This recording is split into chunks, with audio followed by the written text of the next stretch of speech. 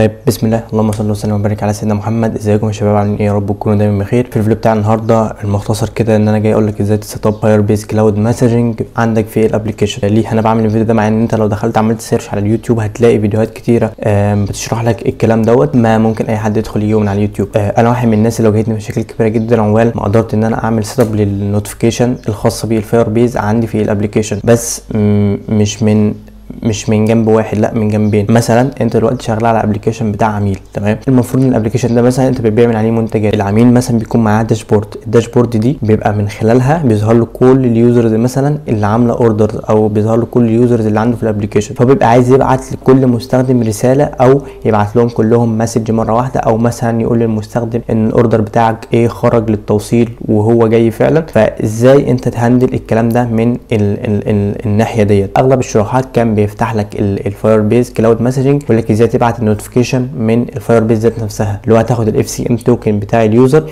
وهتحطه هناك وهتشتغل. هي طريقه صح، تمام، بس انا عايز اهندلها ككود، تمام، اللي هو عن طريق الاي بي اي. برضو في شروحات هتقول لك ازاي تهندل الاي بي اي، يعني مش بنخترع العجله مثلا، بس هقول لك ان اغلب الشروحات دي كانت قديمه، تمام، وبعدين نزل ابديت للاي بي اي الخاص بالفاير بيز كلاود مسجنج وكده، ففي تحديثات وفي كام حاجه كده ايه حصلت. طيب في برضه ناس عامله شرح لنفس الحاجه، ولكن انا من الناس اللي بتواجهها مشاكل بعيده كل البعد عن المشاكل اللي بتحصل في الفيديو. فالخلاصه ان الفيديو ده فيه كل المشاكل اللي واجهتني، من اول ازاي اعمل سيت اب اصلا لللوكال نوتيفيكيشن عندي في الابلكيشن، ازاي ابعت نوتيفيكيشن لليوزر عن طريق الاي بي اي، وازاي اهندل الاي بي اي بالفيرجن الجديد الخاص بالكلاود مسجنج وكل الكلام ده. وكمان هنحل المشاكل اللي هتقابلنا واحنا بنعمل سيت اب للكومند سي ال اي بتاع الفاير بيز، وكمان المشاكل اللي هتظهر لك بعيده كل البعد اصلا عن الفيديوز او عن الحاجات اللي انت داخل انت تعمل لها سيت اب.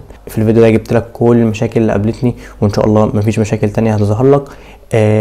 وبس ازاي تعمل سيت اب للنوتيفيكيشن، ويلا بينا ندخل في الفيديو من غير كلام كتير. طيب زي ما انتم شايفين كده انا مقسم لكم الكود، فده كود بسيط جدا هتلاقوه مرفوع على الجيت هاب، مش موضوعنا. تعالوا بس الاول. طيب اول حاجه بعد ما هتعمل مشروع فلاتر بتاعك، فهتبدا ان انت تربطه بالفاير بيز. طيب هتعمل له ربط ازاي؟ اول حاجه طبعا اللينكات دي كلها هتكون في الديسكربشن، ده طبعا الدوكيومنتيشن الخاص بالفاير بيز يعني. طيب اول حاجه بيقول لك ان انت هتثبت السي ال اي، تضغط كليك هنا كده هيبدا انه يقول لك انت عايز تثبتها على ماك ولا لينكس ولا ويندوز. طبعا اختار مثلا نظام التشغيل بتاعك، انا ويندوز. طب اول حاجه طبعا هتضغط هنا تنزيل، قول له مثلا اوبن لينك ان نيو تاب، تمام، هيبدا ان هو ينزل معاك، هتحدد مكان اللي انت عايزه ينزل فيه وبس. طيب خلاص انت كده نزلت السي ال اي. في حاجه ثانيه ان انت محتاج تنزل النود جي اس، تمام. طبعا هم هنا ممكن ما يكونش موضحين لك ان انت محتاج النود جي اس، ولكن انا ظهرت لي مشكله في النود جي اس. طيب ايه هي المشكله اللي ظهرت لي؟ انا عندي هارد خارجي هثبت عليه الكومند سي ال اي، وهوريكم المشكله اللي ظهرت لي اهو. هي دي المشكله اللي ظهرت لي، وقال لي ان انت النود جي اس عندك الفيرجن بتاع 18، احنا محتاجين احدث اصدار من النود جي اس، تمام. طيب هتنزل احدث اصدار من النود جي اس ده ازاي؟ طبعا احدث اصدار من النود جي اس اللي هو كان 22. طيب برضه هتنزله ازاي؟ عادي انت ممكن تروح كده تكتب نود جي اس وتروح على الويب سايت بتاعهم وتنزل اخر فيرجن اللي هو هيكون هنا ده، هتقول له داونلود نود جي اس، هتضغط كده هيبدا ان هو ينزل معاك، يقول لك اختار برضو المكان اللي انت عايز تنزله فيه. طيب بعد ما هتنزله هتضغط بقى دبل كليك عليه، وطبعا هتبدا ان انت تقول له نيكست. بعدين انا عملت في الحاله بتاعتي ان انا رحت عامل ريموف ورحت جاي عامل انستول مره ثانيه، تمام. فانت لو النود جي اس اساسا مش متثبته عندك فتقول له نيكست انستول وهتثبت يعني عادي. بعد كده طبعا يفضل ان انت ما تثبتش الفاير بيز تولز ده عندك على هارد خارجي، تمام، ولا النود جي اس برضه، لا انت ممكن تاخدهم كده كنترول سي وتروح على السي بالمنظر ده اللي هو الهارد ديسك بتاعك الخاص اللي عليه الويندوز اساسا، وهتقول له كنترول في. يعني انا هنا حاليا عامل الفاير بيز اهي، وهتضغط دبل كليك عليهم وتعمل لهم سيت اب من هنا، تمام. طيب انا حاليا لو فتحت السي ال اي من هنا هلاقي ان هو اشتغل. طيب خلاص هو فتح معاك. تاني حاجه هنشوف الدوكيومنتيشن بقى بيقول لك بعد كده. طبعا بيقول لك ان انت هتعمل فاير بيز لوجن، تمام، فهتاخد السطر ده كده كوبي وهتروح تحطه في السي ال اي، تمام. بس قبل دوت انا عايزك تاخد الكومنت الاول كده تقول له كنترول سي، وهتروح هنا على التيرمينال، تمام. في مشكله هتظهر لك هنا لو انا جاي لك بلوك شيت مشاكل ماشي. وهتبدا انت تحط السطر ده كده ايه هنا، ده طبعا هيفعل لك الفلاتر فاير CLI. هتظهر لك مشكله. طيب ايه هي المشكله اللي هتظهر لك هنا؟ تعالوا نشوف. هيقول لك ان انت محتاج تضيف السطر ده. طبعا هنا هيقول لك السي يوزر مش عارف ايه، هيجيب لك هنا الباص بتاع البوب كاش عندك في الجهاز تمام. هيجيب لك سطر زي ده كده هيطبعه لك هنا في التيرمينال، يقول لك انت محتاج ان انت تحط السطر ده عندك في الانفايرمنت فاريبلز. طيب تعمل الكلام ده ازاي؟ اول حاجه هتاخد السطر اللي هيكون ظاهر لك في الايرور اللي زي ده كده، هتاخده كده ايه كوبي تمام، وهتروح على السيتنجز بتاع الويندوز بتاعك، تروح على لا مش الديسبلاي، هتروح على الاباوت، هتروح على الادفانسد سيستم سيتنجز، وهتروح على الانفايرمنت فاريبلز، وهتروح هنا على الباص ده تمام، وهتقول له edit، وهتقول له نيو تمام، وهتقوم حاطط الباص اللي هو هيكون مطلعه لك. يعني انا حاليا هنا انا حاطط الباص ده هنا اهو تمام.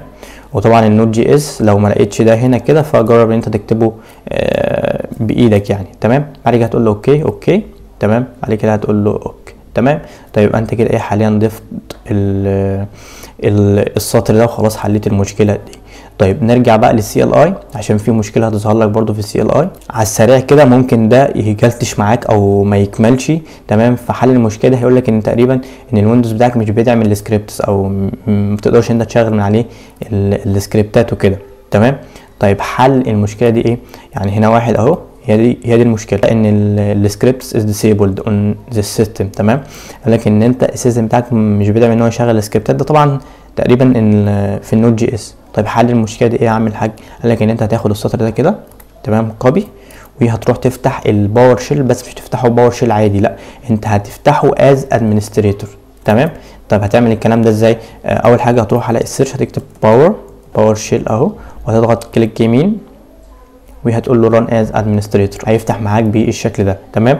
هتاخد طبعا انت اوريدي هتكون واخد الكوماند ده كده ايه كوبي، فهتيجي هنا وهتقول له بيست. طبعا هيقول لك مش عارف وافق على شويه حاجات كده، قول له يس تمام. هيبدا انه يقول لك ان خلاص انت ايه انت اوريدي فعلت ايه الحاجه دي. طيب عايز ترجع ده للديفولت بتاعه، هتشغل الكوماند ده تمام. طبعا دي حاجه يعني انا ما استخدمتهاش وما لجأت لهاش تمام، فبراحتك. بعد كده هيبدا ان السي ال اي يشتغل معاك تمام، هيبدا يفتح معاك بالشكل ده، يقول لك ان انت اصلا اوريدي لوجن تمام. فطبعا دي مش هتظهر معاك. ايه اللي هيعمل بقى؟ ايه اللي هيظهر معاك؟ ان انت هتبدا انت تعمل فاير بيز لوجن الاول تمام. فهتروح كده، يعني انا حاليا اصلا عامل لوجن، فانا عايز اعمل لوج اوت ماشي. يعني هكتب له كده فاير بيز لوج اوت يا عم، لا لوج اوت. هو زعلان ولا ايه؟ تمام، قال لي لوج اوت من الجيميل بتاعي. طيب هنعمل فاير بيز لوجن تمام. طبعا هنا هيبدا يفتح معاك البراوزر، وهيقول لك اختاري الايميل والكلام ده كله. فحاليا تقريبا هو مش ممكن ما يعملش كده معايا، فعموما هيقول لك وافق على الحاجه دي اهو تمام، هتوافق. طبعا هنا هتبدا انت تختار الجيميل بتاعك اللي عليه الفاير بيز تمام. هتنزل تحت شويه وهتقول له سماح تمام. خلاص كده يقول لك ان انت ايه اوريدي لوجد. طيب بعد كده ده اوبشن برضو، فيعني هو مش اجباري تمام. لو ظهرت معاك مشكله زي دي كده تمام، ان هو قال لك الفاير بيز الاي ران كوماند، يعني في مشكله في الران بتاع الكوماند، فحاول ان انت تشغل الام بي ده، حاول تشغل الكوماند ده ان هو انستول الفاير بيز تولز يعني عندك على الجهاز، لان ممكن يجلتش برضو. فممكن تشغل الكوماند ده كده وتقول له انتر تمام. هيبدا طبعا ان هو يعمل انستول لكل التولز اللي هو ايه محتاجها تمام. طبعا انا اوريدي عامل حاجه زي كده، فخلينا نضغط كنترول سي واوقف العمليه ديت عشان الوقت بس تمام. فبس بعد كده طبعا هتبدا ان انت تعمل فاير بيز كونفيجريشن تمام، اللي هي دي. بس قبل دي تمام، فمحتاج ان انت تروح على الفاير بيز تمام.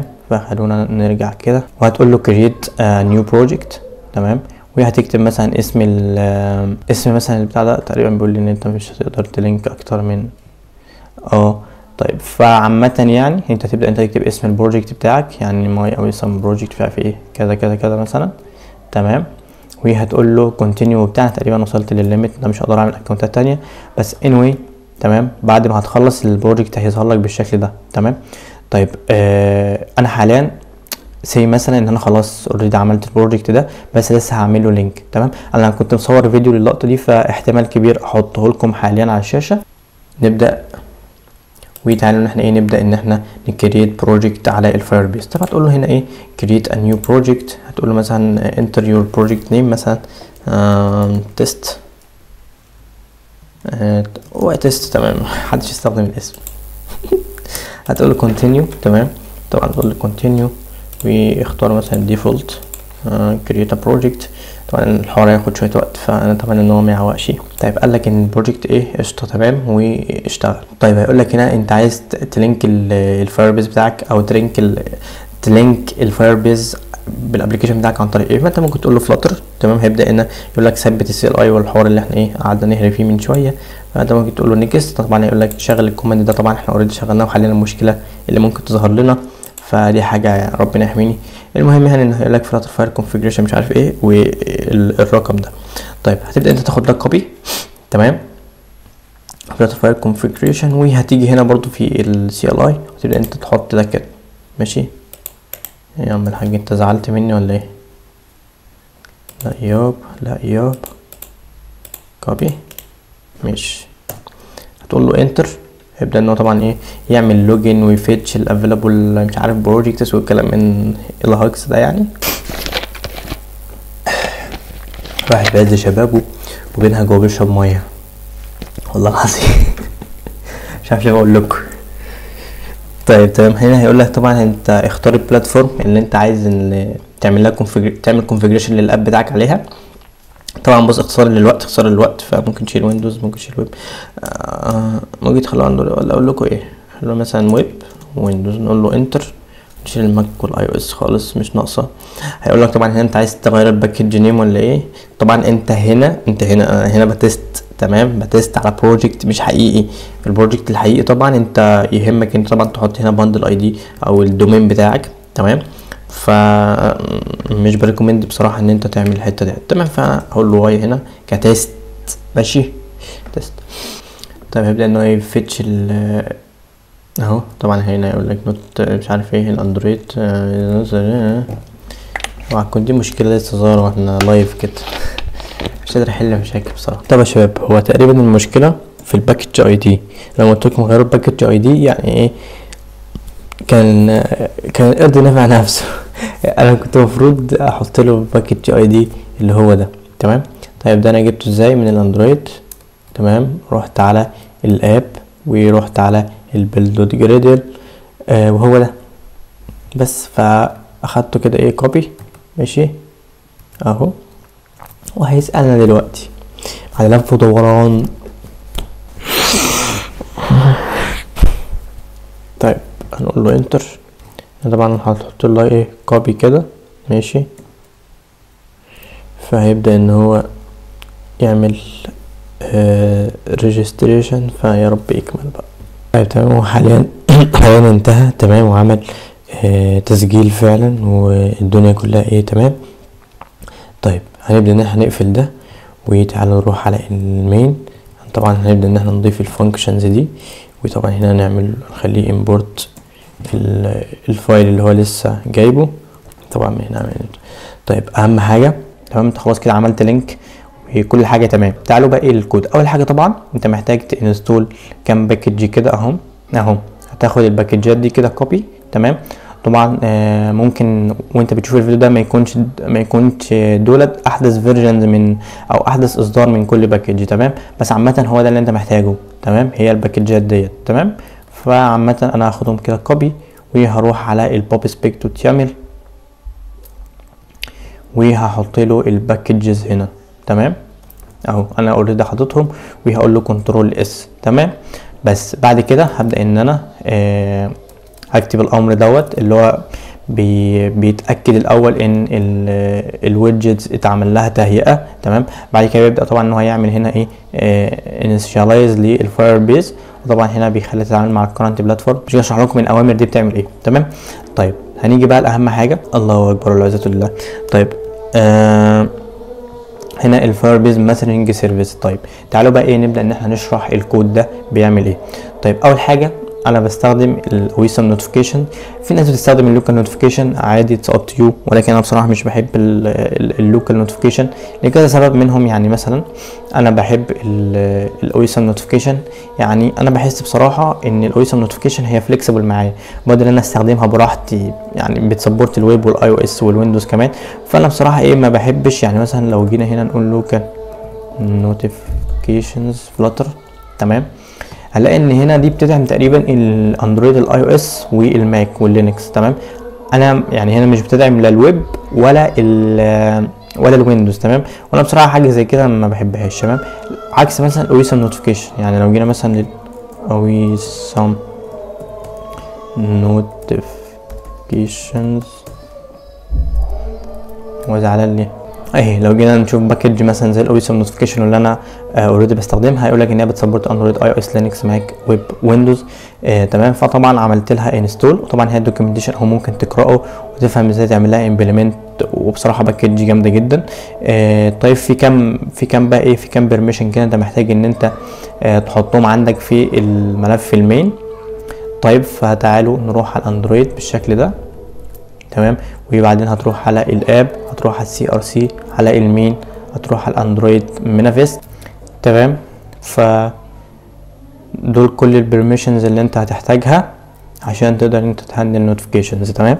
فبس هتحطهم هنا في المين وبس. يعني هتبقى انت طبعا تعمل تهيئه للفاير بيز مسجنج، تمام. تعالوا نشوف كده الفولدر ده او الكلاس ده بيعمل ايه. طبعا اول حاجه هنا بيبدا ان هو يعمل تهيئه في الفور جراوند والباك جراوند، بحيث ان لو التطبيق كان مقفول او التطبيق كان مفتوح فازاي تتعامل مع النوتيفيكيشن. فطبعا هنا بيبدا ان هو يلسن، واول ما النوتيفيكيشن بتسمع، يعني اول النوتيفيكيشن خلاص وصلت من الاي بي اي، تبدا انها تسمع عندك في الابلكيشن، فيبدا ان هو يتعامل معاها سواء كانت في الفور جراوند او في الباك جراوند، بيلسن.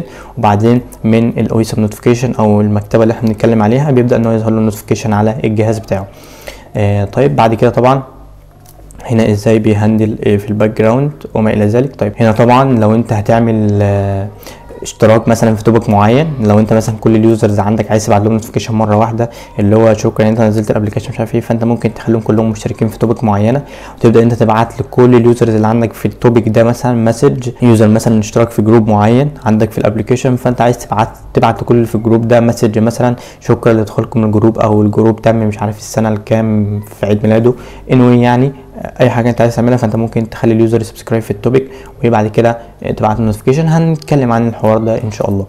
طيب ده كده بالنسبه للفاير بيز ازاي تعمل لها تهيئه عندك في الابلكيشن او ازاي تشغلها. يعني تاني حاجه وهي الاويسم نوتيفيكيشن، تمام. خلونا نجيبها هنا كده عشان ده ملف طويل شويه. عندك هنا الشانل كيس او الشانل اللي بيتبعت عليه النوتيفيكيشن، ممكن تعمل لليوزر نوتيفيكيشن شانل، ممكن تعمل للاوردرز، كلام من ده يعني. طبعا الكلام ده كله انا جايبه من دوكيومنتيشن، تمام. وممكن استعين بتشات جي بي تي عشان يكتب لي الكام كوماند ده، يعني ينظم لي شويه ايه الفولدر، تمام. يعني طبعا لو احنا بس نقفل ده، طبعا انت مهم ان انت تحط الشانل كي بتاعتك اهو نوتيفيكيشن تشانل، الشانل جروب لو انت عندك اكتر من جروب فهتعمل لهم سيت اب بالشكل ده. طبعا ممكن تشوف فيديو عن الباكج، تمام. طيب ولكن يعني عموما الاكواد دي كلها هتلاقوها على الجيت هاب، هي جاهزه يعني ممكن تكبرها وهتشتغل معاك، تمام. طيب بعد كده عندك هنا طبعا ان لما النوتيفيكيشن يحصل لها كرييت ايه اللي يحصل، لما النوتيفيكيشن تظهر على الشاشه ايه اللي يحصل، لما اليوزر يمسح النوتيفيكيشن اللي يحصل، لما اليوزر يضغط على النوتيفيكيشن ايه اللي يحصل. طبعا انا سايب الحاجات دي كلها امتي، تمام. انا مش جاي اشرح لك الكلام دوت، ولكن عامه يعني انت براحتك ممكن تشوف فيديو عن الباكج وتشوف. يعني طبعا دي الفانكشن اللي بتظهر النوتيفيكيشن على الجهاز. طبعا بتاخد تايتل بادي شانل كي السامراي ده، تمام. وبتاخد البيلود وحاجات يعني ايه برضو شوف الدوكيومنتيشن بتاع الباكج وابدا ان انت ايه افهمها. طيب عندنا اخر فانكشن وهي اللي بتهندل النوتيفيكيشن. يعني خلاص النوتيفيكيشن زي ما قلت لك سمعت خلاص جت من الفاير بيز، فالنوتيفيكيشن دي هي اللي بتبدا او الفانكشن دي هي اللي بتبدا ان هي تشو النوتيفيكيشن عشان يحصل لها بوب اب، تمام. فتبدا طبعا تاخد من الاي بي اي التايتل والبادي، وطبعا هنا بتراندوم يونيك اي دي للمسج عشان تبقى مسج جديده، تمام. ويبدا طبعا ان هو ايه يظهرها، تمام. طيب تعالوا بقى ايه نشوف الاي بي اي اللي هيربط لنا الدنيا دي كلها ايه ببعض، تمام. طيب لو انت خلاص عملت اوريدي لينك بالبروجكت بتاعك، تمام، هتروح على الفاير بيز ده، تمام. فهتروح على الجوجل كلاود الاول، تمام. ومن فوق هنا هتبدا انت تختار البروجكت بتاعك. يعني انا حاليا ده بروجكت اسمه تيست، انا عامله عشان نتست عليه بس الحوار ده. بعد كده هتبدا انت تكتب هنا فاير بيز كلاود، تمام. فانا اوريدي كاتبها تمام. فهتكتب حاجه زي كده، يبدا انه يظهر لك فاير بيز كلاود مسجنج اي بي اي، تضغط عليه. طبعا لو انت مش عامل له انيبل هتعمل له انيبل، تمام اهو. يعني انا حاليا عندي اوريدي انا عامل انيبل. كان على عيني والله ان انا اعمل بروجكت جديد واوريك تانيبل ازاي، بس خلاص يعني ما فاير بيز قال لي تقريبا انت وصلت للليميت، تمام. فعامة هيبقى مكان المانج هنا انيبل، هتضغط عليه هيقول لك ان خلاص الاي بي اي انيبل، تمام. او ممكن يكون في خطوات تانية بصراحة انا مش فاكر، فلو في مشاكل ظهرت معاك يا ريت لو تعرفت. طيب خلاص هي اوريدي اتفعلت اهي. هتروح بقى على البروجكت هنا وهتروح على السيتنجز، تمام. الكلاود مسجنج اهي. هيقول لك طبعا انت خلاص عامل بتاع ده، عامل اسمه ايه، عامل خلاص اقسم بالله انا مش مجمع بامانه. طيب هتروح على السيرفيس اكونت، تمام. وهتبدا ان انت على النود جي اس كده، تمام. وهتبدا ان انت تقول له ايه جنريت نيو برايفت كي، تمام، عشان تبدا تتعامل مع الاي بي اي ايه من خلاله، تمام. طبعا هيبدا ان هو ينزل معاك فولدر زي ده، فممكن نخلوه على الديسكتوب، تمام. هيبدا ان هو ينزل معانا الفولدر. خلاص خلونا نقفل ده، خلاص انتوا ايه اوريدي شرحناه يعني. فخلونا نفتح ده كده، تمام. طيب اهم بقى فانكشن هي السيرفيس اكونت جيسون ده. طيب هتجيب الداتا دي منين؟ اول حاجه لسه قايل لك ان الفولدر اللي احنا نزلناه على الديسكتوب هو فيه ايه الكلام ده كله، تمام. فهندبل كليك عليه ونفتحه. يعني ايه الافضل ان احنا ممكن نفتحه جوه الفي اس كود، يعني الفي اس كود ما اعتقدش انه هيزعل حاجه زي كده، ماشي. اوبن، اوكي اوبن، تمام. هيبدا ان هو يجيب لك الداتا دي كلها. طبعا هيبدا انت تكوبيرها كده بالشكل يعني بروجكت اي دي. فممكن ناخدهم كلهم كوبي كده، تمام. كنترول سي، وهنقف هنا وهتبدا انت تبدل الداتا دي بالداتا اللي انت اوريدي ايه جايبها، تمام. تبدا تضغط كنترول اس. طيب بس هتسيب كل حاجه بقى ايه هنا ايه زي ما هي. طيب خلونا نقفل ده، خلاص ده بيجي الاكسس توكن. طيب هنا طبعا ده موديل خاص بالنوتيفيكيشن بودي او النوتيفيكيشن بتوصل ازاي، فانت ممكن تعدل عليه براحتك عادي. ممكن يعني هنا المسج بيبقى فيها تايتل بودي والاف سي ام توكن براحتك. انت ممكن يكون في تايتل بودي، في صوره مثلا، في حاجه، اتس اب تو يو براحتك عدل. ده بس ايه مجرد تيست. طبعا زي ما انت شايف هنا ده الريكوست اللي بيتبعت يعني. فهنا انا طبعا انا بستقبل النوتيفيكيشن بودي او الموديل اللي انا لسه قايل لك عليه. هنا ببدا ان انا اجيب الاكسس توكن. هنا طبعا ببدا اكلم الاند بوينت بتاعتي، وادي المسج اهي اللي انا ببعتها. انا طبعا ببدا اخد الديفايس اف سي ام توكن، هقول لك دلوقتي ازاي تجيبوا الكلام ده كله. نوتيفيكيشن هنا التايتل مثلا تيست اب او اسم الابلكيشن براحتك. هنا طبعا البودي المسج اللي انا عايز ابعتها، مثلا الاوردر خلاص وصل، الاوردر طلع وجاهز وما الى ذلك يعني. طبعا ايه شويه حاجات. طبعا انت ممكن عايز تستخدم دي وتستخدمها، انا بستخدم اتش تي تي بي، تمام. فبراحتك عايز تستخدم دي وتعمل بقى ابستراكت كلاس وتستخدم ريتروفيت براحتك عادي. خلاص احنا كده ايه عرفنا ان ده اللي بيحصل من خلال بوش للنوتيفيكيشن. وطبعا هنا بنبدا ان احنا نعمل سيت اب للكلام ده كله. طيب خلينا نروح على صفحه الهوم. وصفحه الهوم هي ايه بسيطه جدا، تمام. طبعا هنا عندي يوزرز، لسته من اليوزرز. هنا طبعا يوزر ريسبونس بودي اهو. هنا طبعا اكن ده يوزر مثلا راجع لي من الداتابيز، فباخد اليوزر نيم والايميل والاف سي ام توكن بتاع الجهاز الخاص باليوزر ده. طبعا بكون اخده من اليوزر في اللوجن، يعني لما اليوزر بيعمل لوجن انا باخد منه الاف سي ام توكن. هنشوف كل حاجه حاليا. وهنا طبعا ايه انا بعرضهم. وعندي هنا بوتوم اهو، شايفين حوار اللي انا قلت لك ازاي بقى ايه ازاي تهندل الموضوع ده من وجهه نظرك انت كيوزر، من وجهه نظرك انت كمثلا كشخص عايز يبعت نوتيفيكيشن للعملاء اللي عنده اهو. هي دي الفانكشناليتي الخاصه بكده، ان انت من البوش نوتيفيكيشن من الاي بي اي ده بتقوم بتكلم ان انت عايز تبعت نوتيفيكيشن لليوزر، تمام. في هنا طبعا انت ممكن تبعت نوتيفيكيشن للتوبيك، يعني تكتب اسم التوبيك، تمام، اللي الناس كلها مشتركه فيه. يعني زي ما قلت لك جروب مثلا خاص باي لاعب مثلا، فممكن ان انت تبدا انت تكتب اسم التوبيك مثلا توبيك خاص بالبلايرز، وتبدا انت تبعت لهم نوتيفيكيشن ان اللاعب مش عارف اسمه ايه سجل هدف، تمام. فبراحتك يعني، تمام. فالمهم ان انت تسال الفانكشن. يعني انا مثلا ايه انا خلاص كديفلوبر دلوقتي انا عملت الايكون بوتن وعملت الزرار اللي العميل هيبدا يبعت رساله للعملاء بتوعه من خلاله.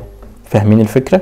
طيب طبعا هياخد اف سي ام توكن. طيب خلونا على السريع نبدا ان احنا نجيب الاف سي ام توكن بتاع الجهاز. انا طبعا هرن هنا على الايميليتور، وهنبدا ان احنا نجيب الاف سي ام توكن ونشوف ازاي هنبعت المسج. طيب فممكن مثلا نروح على المين ونبدا ان احنا نحط السطر ده كده ايه، كنترول في، نضغط كنترول دوت، ونبدا ان احنا نعمل امبورت للفاير بيز مسجنج. وممكن يعني انت ممكن اصلا هنا لما يحصل انشاليز، بس عامه يعني ايه مش موضوعنا. تمام. طيب هتبدا انت تعمل امبورت الفاير بيز مسجنج كنترول دوت. تمام. هيبدا ان هو يحمل ايه معاك شويه، بس انا طبعا الجهاز عندي تقيل، فهتقول له امبورت للباكج. تمام. وطبعا خلونا نعمل برنت للتوكن ده، توكن اهو، بس ان احنا ايه نميزه. تمام. وتعالوا نعمل رن على الايميليتور ونشوف لو في مشاكل هتقابلنا ولا ايه. طبعا حاليا ظهرت معاه مشكله بسبب ان البروجكت ده جديد. تمام. بس عامه ممكن تظهر لك عادي. فالفكره كلها انه بيقول لي انت هتروح على البيرد دوت جراد وهتخلي المين اس دي كي فيرجن 23. تمام. ففين المين اس دي كي اهو، لا مش ده، لا ثانيه واحده، في ايه اندرويد، ده تقريبا كان الاصدار القديم. تمام. ان ماشي 23. هنخلي المين اس دي كي 23. ماشي. كنترول اس، وهتعمل رن مرة تانية، run without debugging. طيب هو حاليا خلاص عمل انستول وبيفتح اهو، وطبع لي التوكن هنا بالشكل ده. تمام. طبعا هنا كل اليوزرز اللي عندي، فانا هاخد التوكن ده كده. تمام. هاخده كنترول سي او كوبي. تمام. وهحطه هنا. تمام.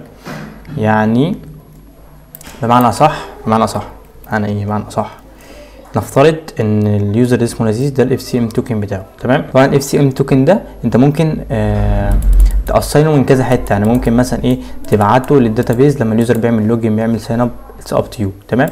عامه انا جبت التوكن اهو. تمام. واليوزر اللي اسمه لذيذ ده التوكن بتاعه. تمام. طبعا زي ما احنا شايفين كده، انا عايز بس احط سكافولد، معلش ياخد باله، بس الحاجات دي بتتنشن معايا بصراحه. ونخلي التشايلد هنا بادي، وتعالوا هنا كده نعمل بادنج. والله حاجات هي بتطول المده بتاع الحلقه، بس معلش ايدج. تمام. سيمتريك مثلا من الهوريزونتال 20 بس، يعني مش عايزين نقفر اكتر من كده. تمام. هنحط له الكونست هنا. طبعا انا كنت عامل فيديو ازاي تعمل اضافه بتضيف لك الكونست دي تلقائي عندك. طيب تمام. هنا طبعا مفيش ابور، فمحتاجين ان احنا نحط سيف اري. تمام. طيب هيبدا الشكل ده اللي هو ايه هيكون معانا. طب انا حاليا من الداشبورد. تمام. هبدا ان انا ابعت رساله لليوزر اللي اسمه لذيذ ده. تمام. اللي هو لذيذ دوت كوم ومش عارف ايه ده. ممكن احنا مثلا ايه بدل ما ده رو ممكن نخليه ككولم. بحاول والله اسهلها عليكم اقسم بالله مش اكتر. ماشي. ادي اسم اليوزر. معلش اعذروني الحاجات دي بتعصب. كروس هنخلوها ستارت عشان بس ايه يبداوا من فوق ومن تحت. بس كفايه بيرفكشنزم لحد هنا. عايز اعمل شويه بادنج بس ماشي هنعدي. تمام. طيب فهنا طبعا لو ضغطنا هنا معلش والله معلش اقسم بالله انا اسف معلش يعني ايه والله العظيم مش في ايديا بس انا مش هعرف اسيب السكرين كده. معلش سبيس بتوين. يلا بالمره محدش ياخد باله بقى في السريع. شويه بادنج كده معلش اعذروني. شويه بادنج كده يعني نشعبه للدنيا شويه ونكبر الشاشه. مش كده تمام جدا. شايفين كده شكلها بقى حلو ازاي. طيب ده اليوزر اسمه لذيذ. هنبعت نوتيفيكيشن. تمام يا عم. تمام. ضغطنا كده يقول لك النوتيفيكيشن نوت سند. ليه نوت سند؟ عشان الديفايس اف سي ام توكن مش شغال. تمام. فتعالوا ايه نشوف ازاي نقصين الكلام دوت من يوزر اندكس، و هنقول له دوت اف سي ام توكن اهو. تمام. فكده هيبعت النوتيفيكيشن و قضي الامر وكفى الله المؤمنين شر القتال. تمام. قال لي نوت سند مره تانية تقريبا متنشن معاه. طب يا شباب دي برضه مشكله كنت عامل حسابها بصراحه وظهرت لي والحمد لله حليناها. فالفكره كلها ان انا هنا في اللينك ده كنت سايب لينك الابلكيشن تاني اساسا، لان انا طبعا كنت واخد الكود كوبي. تمام، فانت مهم جدا انت تحط هنا اسم الابلكيشن بتاعك. طيب هتجيبه ازاي؟ هتطلع فوق هتلاقي البروجكت اي دي كده، هتاخده كده كوبي. تمام، وهتيجي تحت هنا كده وهتحطه بست. تمام، بست هنا وهنا برضو. تمام، هتعمل له بست وهنا هنا وهناك. تمام، بس بعد كده طبعا لو جينا هتعمل هوت ريستارت. تمام، بس طبعا هعمل ريستارت عادي، وهنضغط مثلا على اليوزر اللي اسمه لذيذ ده، وهيقول لي ان هي ايه وصلت سكسسفولي، وهتبدا انها ايه تظهر له. تمام، حتى هنا الناس سايب اسم الابلكيشن التاني. تمام، فممكن مثلا هنا نسمي ده تيست اب. ماشي، وهنروح على الهوم، وزي ما احنا شايفين هنا ممكن نبعت له بقى ايه اي حاجه احنا عايزينها. يعني مثلا ممكن نبعت له، ممكن مثلا نكتب له اي حاجه. تمام، يعني خلينا نجرب نكتب هلو ماي برو اهي. تمام، فبس طيب ازاي بقى تعمل تبعت رساله لتوبيك معين؟ اول حاجه انت محتاج ان انت تخلي اليوزر اساسا يشترك في التوبيك. تمام، طيب هتعمل ده ازاي؟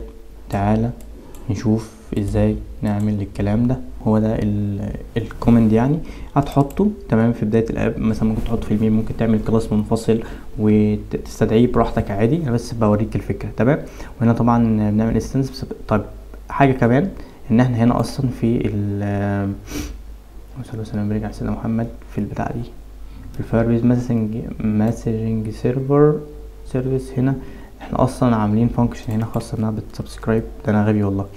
طيب من الفايربيز مسجنج سيرفيس، فممكن اصلا نعمل كده نقول له سبسكرايب تو توبيك، فهي بدل ما تعمل انستنس وكلام من دوت يعني.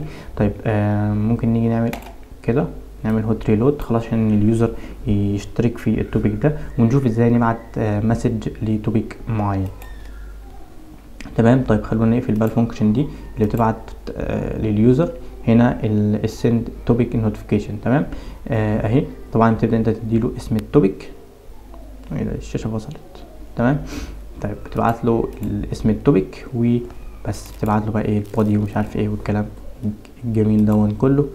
ف تعالوا نغير دي بقى. خلاص انت عرفت ازاي تعمل، فانت هندل بقى اليو اي بالطريقه بتاعتك. تمام، سند توبيك طبعا مفيش الكلام ده، فممكن نعمل كده.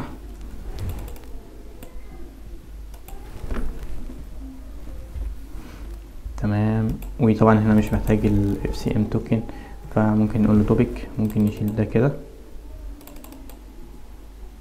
ماشي، هنقول له اسمه user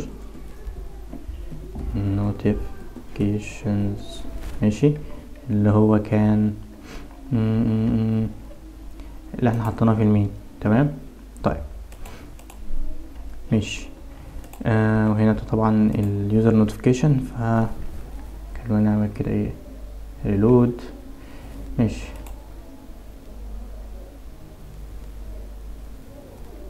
نوتيفيكيشن سنت سكسسفول اهو، قال لك ايه للتوبيك بتاع اليوزر نوتيفيكيشن، وشويه والنوتيفيكيشن هتتبعت. فخلونا مستنيين، مش ورانا حاجه. طب انا ينفع اعمل هوت ريستارت وابعت المسج تاني؟ لان ممكن يكون مش مجمع الفانكشن لسه.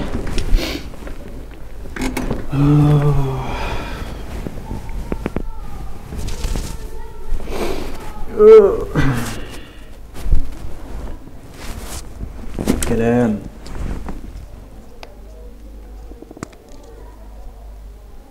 يا جدعان، الفيديو ده من اطول الفيديوهات انا صورتها وتعبت فيها اقسم بالله. يعني دي تاني مره اعيده، متخيلين؟ صورت الساعه 3 الفجر وما كنتش قادر بصراحه اكمله، فقفلت وجيت سمعت الصبح حسيت ان في حاجه اكتر انا عايز اقولها، فقمت عيده تاني. بس بصراحه لو انت طلعت من الفيديو ده فاهم، انا خلاص انا هرتاح. طيب تعالوا نبعت نوتيفيكيشن للتوبيك. قال لك سكسسفولي برضو. يا عم انت زعلان مني؟ زعلتك في حاجه؟ في ايه؟ مفيش نوتيفيكيشن جت. طب نبي سبسكرايب للتوبيك. في ايه يا عم send successful topic user notifications. طيب هنشوف لو في مشكلة هنا في التست. تمام، توبيك تمام. طب في حاجة حاسس، والله حاسس ان هي كده. تعالوا كده نشوف، ممكن اكون كاتب حاجة غلط. هي يو اس اهي حرف كان هيلففني حوالين نفسي. طيب نعمل هوت ريستارت كده. فالحاجات دي مش يعني الحاجات دي لا يحبذ ان انت تعملها كده. الحاجات دي بيبقى ليها فولدر كده اسمه كونستانس. تمام، ممكن تسميه فاير بيس كونستانس عادي وتحط ده هناك وتستدعي الفاريبل ده تقوم حاطه هنا. لكن انت تكتبها بايدك كده غلط غلط. انا بس كتست ماشي. طيب حاليا هو خلاص عمل ريستارت اهو. المايك فين؟ اقسم بالله الشويه اللي فاتوا لو الصوت فيهم وحش انا ماليش دعوه. تمام. طيب هنبعت كده مسج للتوبيك. قال لي سكسسفول اهي جات الحمد لله. انا اسف لو الشويه اللي فات بس المايك كان واقع ما خدتش بالي اقسم بالله. بس كده الفيديو انتهى واشوفكم في فيديو جديد. سلام. يا رب الصوت يكون شغال.